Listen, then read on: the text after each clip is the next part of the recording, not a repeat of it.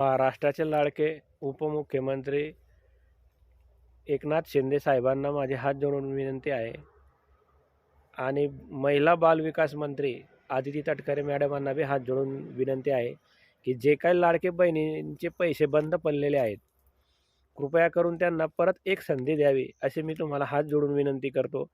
की महाराष्ट्रात अशा काही महिला आहे की भरपूर महिलांचे ते लाडकी बहिणीचे पैसे बंद पडलेले आहेत, म्हणून काही महिला ते बिचाऱ्या रस्त्यावर येऊन संघाने आंदोलन करत आहे. म्हणून साहेब आणि मॅडम तुम्हाला हात जोडून विनंती आहे की या महिलांना परत एक पुन्हा संधी द्यावी तुम्ही.